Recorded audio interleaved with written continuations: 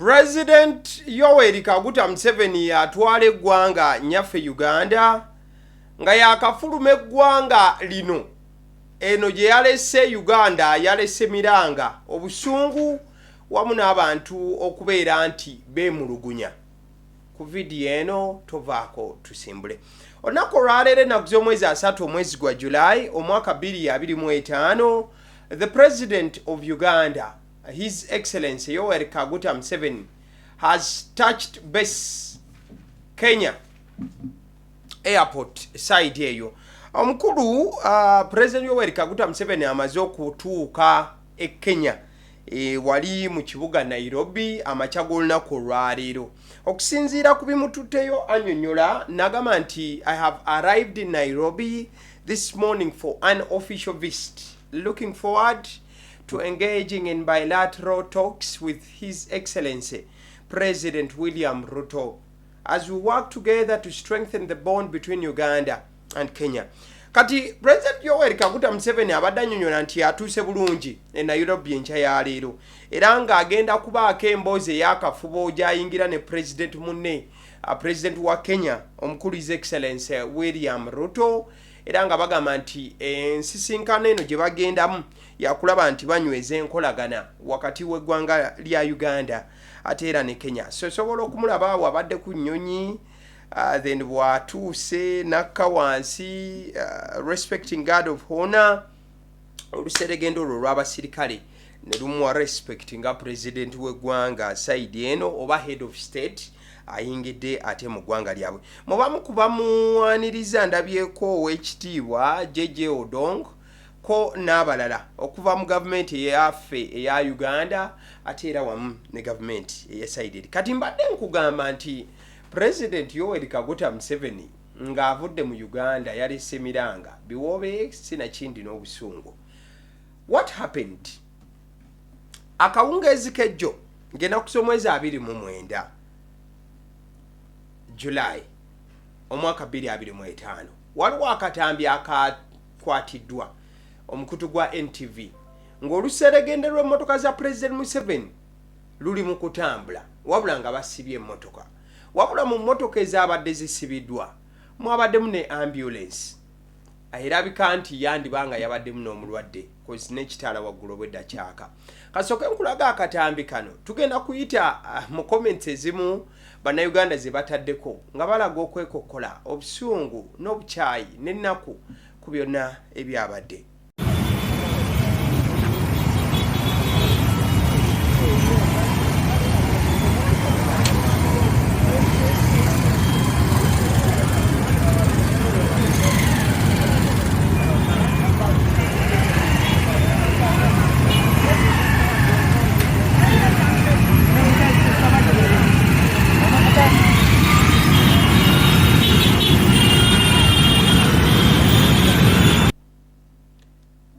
Exactly. Akatambi ako bwoba okeetegereza akakwatiddwa omukutu gwa NTV Uganda. Eno wabaddeyo emmotoka ezabadde ziyimiridde. Ebino nno byonna byabadde ku Yusuf Lule Road awo ku golf course, ebitaala bya golf course. Baasibye emmotoka. Wabula mu kusiba emmotoka zino babadde bazisiba oluseregende lw'emmotoka z'omukulembeze w'eggwanga lusobole okuyitawo. Wabula nga emu kuzabadde ku mwanjo gw'okubeera nti we batayeesooka yabadde ambulance. Abangi abagambye nti at least ambulance eno babadde abasajja basobola okugireka n'egenda. Olw'ensonga nti ambulance eba etwala muntu ali mu mbeera embi oba ebeera ne bw'eba nkalu ebeera eri mu kudduka kunona muntu ali mu mbeera ey'akazigizigi. Wabula okuva NTV wetaddeyo akatambi kano bannayuganda balaze obusungu bw'amaanyi eri abasirikale ba President Museveni wamu n'oluseregende lw'emmotoka ze. Waliwo gwe bayita Muheki the Hustler agambye nti both presidential motorcade and ambulance have right of ways by law, but in Uganda it depends on who the cars are carrying, not what the law says. Kati Muheki the Hustler agamba nti ekituufu oluseregende lw'emmotoka za President w'eggwanga luyina ssemateeka aluwa ebbeetu okweyagala n'okwegazaanya okuyita wonna we lwagala wabula nti ate beetu eryo lyennyini ne ambulance ziriyina kati Muhekinga agamba nti mu mateeka bwe kiri ne n'agamba nti naye ate mu Uganda kisinziira ani ali mu mmotoka ezo so si etteeka kye ligamba. Rafsajan agambye not for so long by 2040 olwo yagambye nti akaseera si kawanvu we tunaatuukira 2040 oba ategeeza ki. Eric Mbowa ono munnamawulire omusajja akolera ddala ku mutimbagano gugwa X yagambye we twamuvaako akola byayagala Eric amaanyi gaamugwa. Jali M. Karungi agamba emergency vehicles including ambulances are always given priority passage. In this case, the ambulance had no siren on indicating there was likely no active emergency. It is possible the driver was simply returning the vehicle or heading home. Kati Jali M. Karungi agamba nti emmotoka nga za ambulance eva ziweebwa ekkubo. N'agamba nti naye mu mbeera eno osanga ambulance yabadde nkalu olw'ensonga tekwabaddeko kagombe nti ng'omuvuzi avuga kuddaka oba zaayo motoka. Kati Zeus Atsi n'agamba bw'ati not the first time. Do you know Kakande area an ambulance was stuck there rushing a patient just to Mulago SFC chaps told Guy to even turn off its siren until Guy passed. Kati oli yabadde agamba nti emmotoka temwabadde kagombe. Kati Zeus Arts n'agamba ye yakirabako nti awo mu bitundu bye ewali church ya Pastor Kakande nti ambulance yakwatibwa wakati mu kuyimiriza emmotoka oluseregeno lw'emmotoka ya president luyitewo nti ebintu gye byakkira ng'ate omulwadde baali bamutwala just Mulago naye nti gaye yali mu ambulance yafa olw'okuba nti ono baamugamba n'akagomba akajjeko so that tebatataganya luseregeno lwa mmotoka ya mukulembeze wa ggwanga nga luyitawo. Kati waliwo gaye bamuyita Isa oba Muyindo Isa agamba did it have a patient on board? Timwabawoza ambulance ddala ambulance eyo yabadde n'omuntu eyabaddemu omulwadde gwategeeza. Alex J. Muhanji agamba nti the driver should have continued his route if he had a patient in the ambulance. Trust me, protocol would have permitted that. The ambulance driver chose to stop even though he had the right of way. I can assure you that if he had accelerated, they would have let him through. He simply didn't want to be a hero. Alex agamba nti driver yabadde alina okugenda maaso n'olugendo lwe. Agamba nti abasajja bano abakuumi ba president n'abaprotocol baanimukkiriza n'ayitawo wabula ye driver ye yakkiriza okukola ki okuyimirira. Era Gayo n'agamba nti singa Gayo ne yasigadde ng'avuga abasajja tebandimukutteko. Kati n'amaze ng'agamba nti osanga Gayo teyayagadde kubeera muzira. He simply didn't want to be a hero. Safe Space n'agamba how effective was it for the ambulance to be let off? And kyabadde kigwana kitya okubeera nti ambulance erekebwa okgenda. Sekabira Patrick, when leaders start seeing ordinary civilians as obstacles, it means they are forcing themselves on a nation that never chose them. Ti abakulembeze batandika okulaba abantu ba bulijjo nga emiziziko kiba kiraga nti bebe kakatika ku bantu abo so si bantu kuba nti babalonda. Bigambo bya Sekabira Patrick. Daka Skin oyinza omuyita Bradley Calvin gayo yo wamanyi ku X agamba waliwo yali abologa mbu Museveni never stops anyone. Then Sandy LFC agamba nti when did this start? We've talked about it for a long time now but nothing has changed. Nga agamba nti mwana mulenzi agamba nti kino tukyogeddeko ebbanga lyonna naye tewali kikyuka. Kati tuba tuli awo mu Parliament y'eggwanga Parliament ya Uganda obusungu katono bwabye speaker katono bwabye Joel Ssenyonyi nga beemulugunya ku ministry eri wansi w'obukulembeze bwa President Museveni era ministry eyo bw'obanga otunuulidde mu ministries ez'enjawulo ba minister His Excellency the President yalonda ba minister okulira ministries zino ez'enjawulo wabula ow'ekitiibwa sipiika w'eggwanga yavuddeyo ng'awanda busagwa eri ekitongole ekikola ku by'enguudo ng'agamba nti eggwanga lya Uganda lyonna lijjudde agaguudo agavundu agawunya nga n'abantu ewamu tebakyayita. Kati tugendeko wa sipiika bwenvaayo sipiika yabadde amaliriza ate ne Joel Ssenyonyi n'agamba Speak onkoledde akantu olwaleero. Honorable members,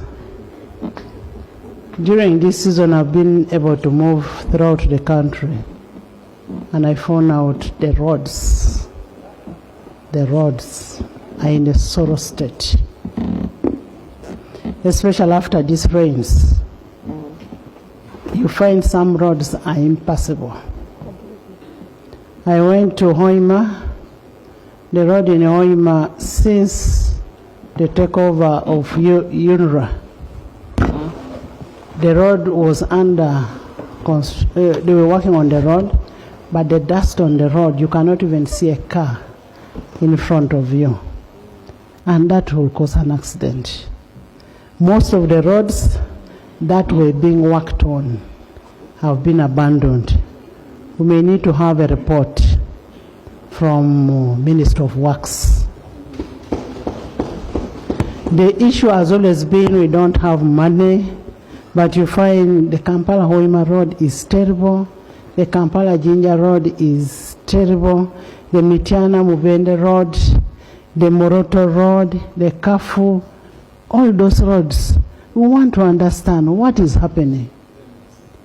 The Masaka road, even just connecting from Mumbarara to Bushenyi, to Shema, the road is bad. And you wonder what is happening. We allocate money. The roads are not being worked on. Where is the money going to? We allocate the money. The roads are not being worked on. Where is the money going to? Bigambo bya speaker w'eggwanga lino. Oba speaker wa parliament w'eggwanga lino. Omukyala AAA. Honorable Right Honorable Anita Among. Agambye nti sente tuziwaayo. Kati baagala ministry ya works eveeye yogere n'ekitongole kiyunula nti eggwanga lyonna enguudo ezirimu mbi. Ayogedde ku Lwemasaka, ayogedde ku Hoima Road, Kafu ne wasigadde. Speaker agamba nti enguudo mbi nnyo. Kyokka nti ensimbi baziwaayo era baziyisa bo ng'aba Parliament. Era agamba nti bino byonna yabitegedde mu kutambula kw'abadde atambula ye nga speaker. Era nti kyamukubye enkyukwe y'amaanyi okulaba nti ebintu bwe biti bye bibeera mu ggwanga lino. Nga ebyo bigenda mu maaso, the leader of opposition, Joel Ssenyonyi, Honorable, naye yeegasse ku speaker. N'agamba nti speaker kyoteesa ate kati kankwegatteko. So Joel Ssenyonyi agamba nti amazima bazze nga bawogera ku bino nga ye speaker oba n'abasigadde abali ku side y'enalemu balowooza nti bo ba Joel Ssenyonyi ebintu babiteekamu politics. Joel Ssenyonyi agamba we ain't politicizing anything. Your communication. Firstly, it was about the roads. I'm glad that we are on the same page even with colleagues now. A couple of months ago, Honorable Speaker, we were here talking about the shambolic state of our roads in Kampala and different parts of the country. Some colleagues said we were politicizing these matters, but the reality is that our roads are in a mess. During our alternative ministerial policy statement presentations, specifically the one on roads, we said, look, let's inject more money to fix our roads, to maintain our roads. That has got to be done. And Honorable Speaker, while some roads are in bad state, there are some roads that are totally impassable. Some districts in this country, one cannot easily cross over from one district to another because the roads are totally impassable. Where there is meant to be a bridge, the bridge broke down a long time ago. And so there is a total disconnect between one district to another. We need to fix these issues. When we talk about them, colleagues, stop saying this is politics. It is not politics, because we are all affected. We hope that government will wake up to the reality to fix these issues. So, that is Honorable Joel Ssenyonyi. Nga yeegase wamu ne speaker ne bavumirira ministry ya works n'ekitongole ekikola enguudo mu ggwanga. Bagamba nti basusse bakooye eggwanga lyonna ebiguudo ne bibanga bivundu nti ebwamu otuuka ng'enfuufu ekuzibya osobola n'ottomera omuntu. Ate nno ye Joel Ssenyonyi agamba nti enguudo ezimu otuuka nga tosobola ssala va mu disitulikiti eno kudda mu ndala, bridges zaagwamu. Lwaki? So mukadeke kamu Joel Ssenyonyi yalabudde aba NRM, yasoose kubayozaayoza oyita mu kamyufu, wabula n'abalabula n'abagamba nti ekijja si muntu, NUP egenda kukuba bano obululu buli wamu, era n'abagamba nti bajaganyeeko kaseera kano. Wabula mukadeke kamu ayogera kubeera nti Prime Minister ow'ekitiibwa Maama Nabbanja yakubwa mu kalulu akaali katambula oba akakamyufu. Honorable Speaker, I want to again join you in, I don't know whether to congratulate colleagues that went through their processes successfully, and the reason is we are waiting for them around the corner. So enjoy that win while it lasts, because we are surely waiting for you around the corner. But I also want to commiserate and console those that did not make it. May the good Lord strengthen you. Honorable Speaker, you see, it's important for our electoral processes, first of all, to be violence-free. We've been talking about colleagues that survived violence, Honorable Ssechukubo and others. The Prime Minister was slapped or punched or both. But at least she's alive, right, Honorable Speaker. There are several people who died during these NRM primaries in various districts. And we are yet to see justice prevail. You know, many times people die, people are killed, and we easily move on. This has got to stop. And so for me... So, Joel Ssenyonyi agamba nti ebyatuukawo birina okukoma, agamba nti Honorable Prime Minister omukyala ow'ekitiibwa Nabbanja nti yeesuneko olw'ensonga yewe baamukuba nti yalama teyafa. Era Joel Ssenyonyi ng'agamba nti bangi bafudde naddala mu bumyufu buno. Agamba nti violence oba embeera yatuuseewo mu kalulu teyeetaaga kubanga eddamu. Wabula ekibuuzo kiri kimu.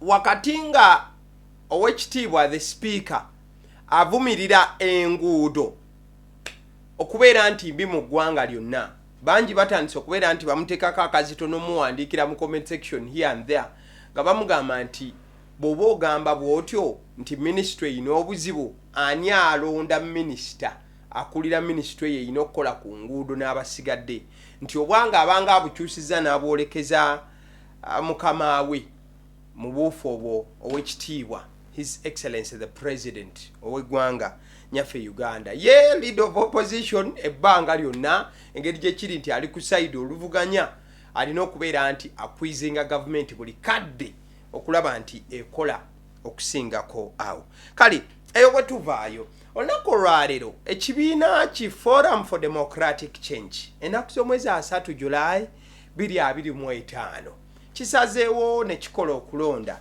era kifune omuntu agenda okwesimbawo ku kada FDC nga president ow'eggwanga lino. Basoose kuteekayo announcement nga bw'olabaawo.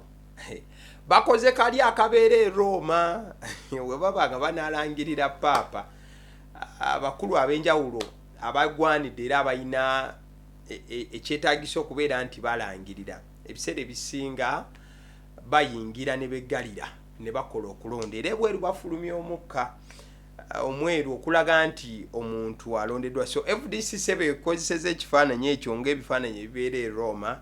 Bagamba, we announced you a great joy. We have a flag bearer. Nti tulangirira mu butongole nti tulina omuntu agenda okwatira ekibiina bendera. So gye bikidde ng'omuntu alondeddwa, in fact nga tetunnagenda wa FDC. Kansooke nkuweko omusumba ono yabadde yeemulugunya. Njagadde tukigatte wali ku side ya Joel Ssenyonyi wamu ne omukyala speaker. Tusooke tukayiseewo ago tukomewo eno ku side ya FDC. Uliriza musumba ne logic ye jawa. Mmwe be mugamba musabire Uganda. Tukiyita kwewukuusa kutya. Ebyo Uganda mbimanyi. tusabire Uganda ereme kubamu kuyiwa musaayi ayine mundu ali omu bw'aba asazeewo kuyiwa yayiwa gabalemye kukyatula tusabire gundi aleme kuyiwa musaayi ate mwebuzaabuza tusabire Uganda ereme kuyiwa Uganda eyiwa ddi omusajja mumuti okwogera bane tusabe omusajja abire mukakamu bane tusabe naye mweretesa obunnabbi mwewe yogeza ebintu saidi emu teyina wadde omuggo tebagiganya wadde okwambala batuuni tebagiganya wadde okwambala akakofiira kati ate kogamba baleme kubeerawo kuyiwa musaayi n'okulwanagana kuliwa omukubi wa tteka ali saidi emu enkwala eri saidi emu china eri saidi emu ate bannaddiini beebuzaabuza anna muntu yawona ebidiini ajja tusabire eggwanga lino baleme kubeerawo okuyiwa omusaayi babeerawo n'okutegeeragana kutya misunderstanding eriwaawo ekiriwo nti democracy ti bano beesimbyewo na bano beesimbyewo awangula ye yandibadde alangirirwa awo weetaagawo saala ki yakusomesa democracy naye obuzibu nti saidi emu tebagigambako nakati ako kako enjogedde kati wano waliwo atonola mbogambeka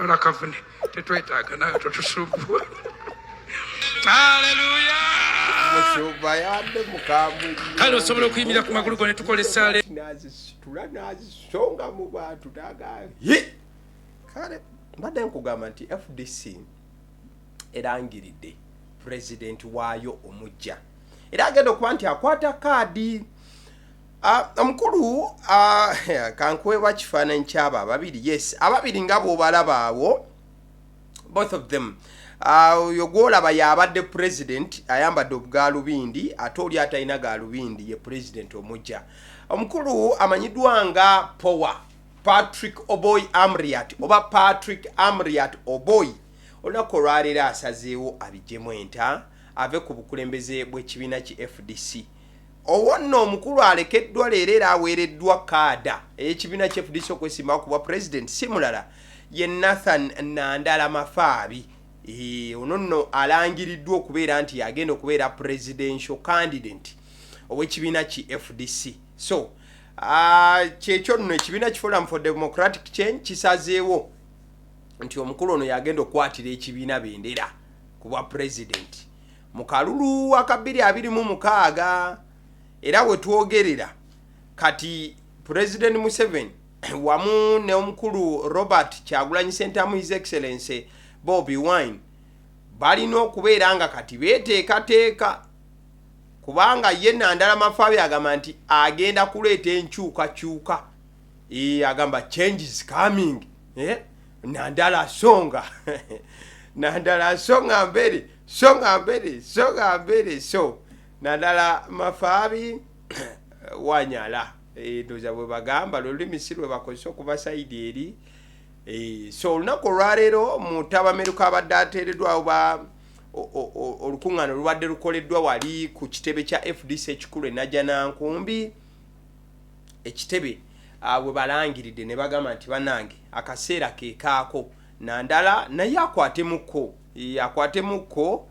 ekintu asobole okubeera nga anyeenyamukko okulaba nti obukulembeze bw'eggwanga abutwala babadde babiri bokka okubeera nti ababadde nga beteekateeka ne sekweteekateeka yenna so Nandala Mafaabi olunaku olwaleero ekikye kyayengedde dda mukwano gwange ojja kujjukira yaliko MP wa Budadde West Constituency mu 21 omujja kujjukira omukulu oyo kuva 21 ng'ali eyo yaliko kakiiko akapak mu Parliamentary omwaka gwali gwa 2006 paka 2011 yaliko leader opposition mu Parliament okuva mwaka gwa 2011 paka 2014 ekifo kati ekirimu omukulu Joel Ssenyonyi Nandala Mafaabi oyo golaba ssebo yalikaawo nga yakulembera oludda oluvuganya mwaka gwa 2015 yalondebwa kwa secretary bwa FDC paka kati era bwabaddeko abaddeko paka kati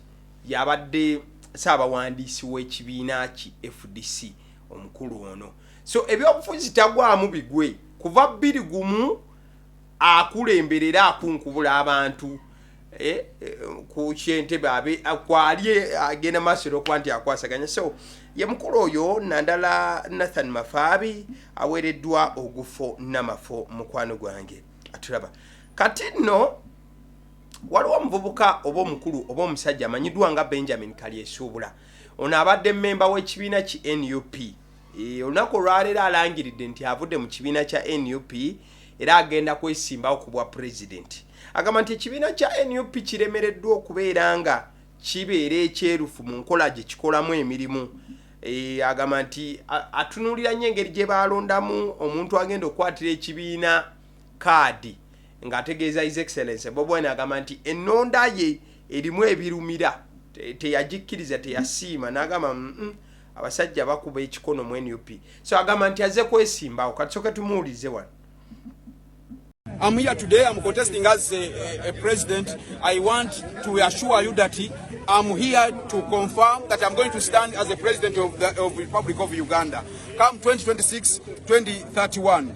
The reason is I have been a member of National Unity Platform. And because in National Unity Platform there is no democracy, that's why I have stand to come as a president on an independent ticket. Because I have come as an independent to stand as a president. So ladies and gentlemen, Ugandans, please come and support me so that we can fight the dictator, Mr. Museveni. Thank you so much. Did you try agenda? Sorry? Stop on your agenda. What's up on your agenda? It's now why I'm here is I want to assure you that education system it's come into a proper way. Corruption, because corruption in most members, big people, they are just there eating money because they are in scandals after scandals. That's why I have stand, just because they corrupt Mr. Museveni, just keep them in his bag. That's why I'm here. Corruption. So omukulu amanyiddwa nga Benjamin Kalyesuubula agamba nti ekiseera kituuse okubeera nti avuganya munnakibiina munne kati kyagamba nti ekibiina takyakirimu. His Excellency Bobi Wine agamba nti engeri gye baamulondamu ajje yeesimbewo ku kadi ya NUP ku bwa president ekisanja ekidaka agamba saabikkiriza naawe basajja balimba abo. Kati tubadde tuli awo waliwo munnakibiina kya National Unity Platform yeegwanyiza ekifo ky'omubaka wa Mubende Municipality. Omukyala Sumaya Naabawanuka oyo gw'olaba ku screen bwe yabadde ku Mubende FM yavuddeyo n'ategeeza nti singa taweebwa kaadi kukwatira kibiina bendera si waakuwagira n'aba aweereddwa kaadi. Ono omukyala wa NUP wabula we yabadde ku radio yayogedde direct n'agamba nti ye singa tebamuwa kaadi tagenda kuwagira muntu oyo. Ensonga gyawa agamba nti omuntu anaabeera aweereddwa kaadi ye tagenda kumuwa masannyalaze kuba ekibiina kijja kuba kiraze nti yasingamu obuwagizi teyeetaaga kuyambibwako mbuye teri ku byakuyimirira na muntu kuba olwedde ekibiina we kisaliddewo nti ono gwe kiwadde kaadi ate lwaki abajje amuwagira. N'abawanuka kaadi agivuganyaako n'abantu nga Bob Richard ekyamanywa waliwo gaye amanyiddwa nga Shuaman Sega wakola ku Radio Simba. Bonna baagala kaadi ya mubaka wa Mubende saidi eyo. So yategeeza abawagizi be nti okuwaayo erinnya lya ayagala abantu bwe baba nti nno bazze mu kitundu NUP anti nva kwogera ku FDC. NUP bwe naabeze ku ground okukebera agamba nti abantu baweeyo erinnya ly'omukyalo ono basobole okubeera nti bamanya nti ne ku ground waali. So omukyalo ono by the way namulabye ng'avaawo bubiina omukulu amanyiddwa nga Moses Musaasizi Semata ssentebe wa NUP mu Mubende yagamba nti omukyalo ono n'abawanuka ebigambo byayogera biba byawukana n'ekibiina. So bandi maliriza nga omukyalo ono ne okujja mu kamyufu ak'ekibiina tazze olw'ensonga ebigambo bye yayogedde si byabadde birungi n'akamu. Kale nga tukyali eyo beeyo nga tuvuddeyo still ebintu bikyali bya nnaku nnyo nnyini ddala era maziga meereere mu kibiina ki NRM. Yaliko omubaka wa Uganda mu ggwanga lya Egypt ne Middle East omukulu amanyiddwa nga Angalea Laos Richard yafiiridde mu kabenje ka boda kuyabadde atambulira bwe yatomereganye bwenyi ku bwenyi oba head zone n'endala mu kifo ekimanyiddwa nga Abizade mu kibuga Arua. Ono nno yabadde addawe Emaracha. Angalia abadde musomesa ku ssettendekero wa Kyambogo era nga abadde asoma PhD ku UMI. Ono yaliko mbaka wa Uganda mu Egypt ne Middle East mu 2011 n'awummula omwaka gwali gwa 2015 okwesoga ebyobufuzi era yavuganya ku kifo ky'ombaka wa Maracha East wabula yawangulwa mu kamyufu ka NRM. So mukulu oyo munnange yavudde mu bulamu bw'ensi eno. By the way, bw'ojjukira mu kamyufu ka NRM akakaggwa yavuganyiza ku kifo kya ssentebe wa district y'e Maracha obulira abo abadde bambi bamuwangudde. Badde bamuwangudde omukulu Richard Ambassador yavudde mu bulamu bw'ensi eno. Omwoyo gw'omugenzi Mukama agulamuze kisa bambi tumusabira n'okwongera okugumya aba NRM okubeera nti bafiiriddwa munnakibiina eyabavudde ku maaso. Bintu si birungi n'akamu. Kale twongera okubasabira mwoyo gw'omugenzi Mukama agulamuze kisa. Kale awamu nga tuvuddewo njagala kutumirako ku bantu wano katono ababeera ku YouTube channel eyagaliwo n'okubeera nti mulaba show yaffe eno emanyiddwa nga The Night Shift. Atubeerako ku YouTube channel bannaye era tuba ne information yenna mu bujjuvu. Kyolina okukola kya kusubscribinga ku channel ate buli woowandika comment yo video eddako gye tukola tukutumirako. Olunaku lwaleero njagala kutumirako Abdallah Ayaga. Ngenda kusoma busomi mannya kozi mwabadde bangi nnyo. Just ngenda batumirako mwenna sina gwe ngenda kulekayo. Abdallah Ayaga nkutumidde. Namulindwa Benneth webale. Eye of Ego webale kubeerako kwagaliwo. Najuma Prosi, Patricia Mukwaya, Kabaka Medi Pro Selector, obusungu olina bungi. Naris Katwere, MK Media webale. Manager Jeff, thank you so much. Dode erinnya gwokoza lya Dode Kakoza Andrew, Voice of Uganda Radio obeerako nnyo, thank you. Maguzi Albert, thank you so much. Donederi, thank you. Bikonjo John Francis, Sechando, Sechanzi Dominiki, thank you so much. Mpembe Ronald mwebale kulaba agaliwo. Sava Juma ne Namulindwa Benneth ne Queen Prosi mulabanya agaliwo mwebale. Mwanda Yakubu okola kyatendo. Sava Juma Sise babirye n'amatovu Lydia oli watendo nnyo okola kyamaanyi. Nalunga Harriet, thank you so much. Grace Sajabi, thank you. Ishe Katabazi, France obeerako nnyo kwagaliwo. Oli musajja waddala. Sonko Matthews, Livia Sera, Nakitanda Swabla, Sechimpi Moses, Kasozi Rajab webale okulaba agaliwo. Nsoma abo ababeera mu comments bentumira kuba olaba video nota commenting kati namanya nti olaba agaliwo. Allen 5254, thank you so much. Kedi webale nnyo. Frank Mwesije webale nnyo. Anet Nalule, Rachel Namli webale nnyo nnyini ddala. Prosi Turia Singula, Leah Namata, thank you so much. Nampija and Sons Margaret, thank you. Okola chatendo. Mohaire Samuel webale. Prosi Kabali, thank you. Sentongo Philip, thank you for watching agaliwo. Guy George webale. Brian Sempala webale. Matoke Chinji Bruno, Grace Kevin, Dr. George, Dr. George, thank you so much. Namala Feriste webale nnyo kulaba agaliwo. Kim Onde Chimonde Wamala, thank you so much. Pado Edrisa, thank you. David Chambade webale wamukulu tone, thank you. Steve Zeki Walugembe Wumal, Moses Sekatawa. Sun Ruth, thank you so much. Namleme Diana, Luka Chwanuka, thank you for watching agaliwo. Bluetooth wale omuntu gwe bayita Bluetooth, thank you so much. MySpace Sparta webale nnyo okulaba agaliwo. Bonna ajja tekulusumu ate tagenda kukola mukolo mulala. omwami aleeta mulindirire. Swale Juma, thank you so much. Lukia, thank you. Winfred Nakasi, Chigozi Henry, Kwesiga Yusuf, Engineer Bonix, Jenny Nabagala Tia, thank you. Alice Nachimuli, Namtebi Deborah, Isaac Ngondwe, Sasi Shalifa, Twalik Abdul Salam, thank you for watching Agaliwo.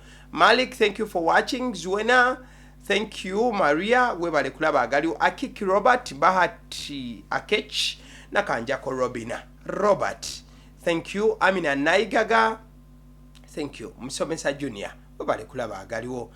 Katrina Mahoro, thank you. Aisha Wabebe, obadde otubuzeeko nnyo. Aisha Wabebe, obadde otubuzeeko. But thank you so much. Mwebale kulaba Agaliwo. Kale, nga tumaliriza, obadde okimanyi nti mu nsi ey'omwoyo ng'ovudde ku musumba Aida eyagenda mu ggulu n'akomawo, waliwo ate abantu abalala balina engeri yaabwe gye basabamu. Sitaani bamulinnyirira ne bamusamba ne bamukubaakuba paka sitaani waafa. Njagala nkulage ku bantu bano. Kavidiyo kano ka dakiika eziwera batikawo obudde olabe engeri sitaani gy'osobola okumusabira n'omukutula n'omumenya n'afa.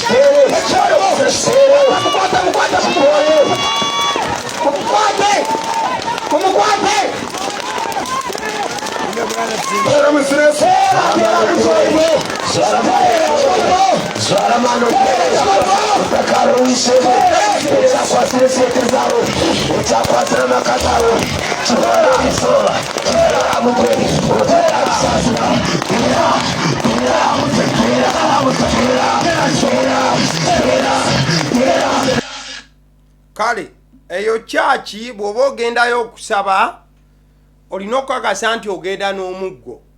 Ate bw'ogenda n'ogumu sitaani oyinza obutamutta n'omuleka ng'alinako akateetere oba ng'akyalinamu akassa. Kati kinyuma n'ogenda n'emiggo ng'ebiri oba esatu. Oyinza okulaba abantu bagenda mu chachi bakutte emiggo n'ogamba emiggo bagenda okukuba oba waliyo ente naye munnange ene kanisa mukaddeko okusaba bakakasa bulungi nti emiggo gibeerawo. Kale nga tumaliriza olunaku olwaleero mu sports, Uganda Cranes, tiimu ya Uganda Cranes nga yeetegekera empaka za CHAN 2024 CHAN 2024. Tuli mu 2025 kyenjogirako nkimanyi. Uganda nga yeetegekera empaka za CHAN 2024 ez'omulundi guno. Uganda emaze okuta oba okufulumya squad yaayo ejjudde abazanyi 25 nga bwe babalonze. Ne shirt numbers zaabwe. So ngenda basoma okusinziira ku shirt numbers. Number 1 ye mwana mulenzi amanyiddwa nga Dennis Kigundu ono goalkeeper. Number 2 Arnold Odong. Number 3 Nicholas Mwere. Number 4 Gideon Odong. Bwe ngamba number ye number y'omuzanyi ne squad number. Number 5 ye Herbert Achai. Number 6 Joseph Youngman Marvin. Number 7 Judy Semugabi. Number 8 mwana mlenzi amanyiddwa nga Elvis Ngonde. Number 9 Ivan Ahimbisibwe. Number 10 Patrick Jonah Kakande. Number 11 Arafat Kiza Usama. Number 12 Yunus Junior Sentam. Number 13 Rogers Ochaki Torachi. Number 14 Rigard Mpande. Number 15 Razalo Muhindo. Number 16 Hilale Panuel Mukundane. Number 17 Emmanuel Anyama. Number 18 Joel Mutakubwa ono goalkeeper. Number 19 Crispus Kusima ono goalkeeper. Number 20 Shafik Nana Kwekeriza. Number 21 the usual suspect, the man, the myth, Alan Okedo ono agenda kubeera captain wa tiimu eno. Number 22 Kizito Mugweri Gavin. Number 23 Joel Serunjoji. 24 Enoch Sebagala. 25 Abdukalim Watambala.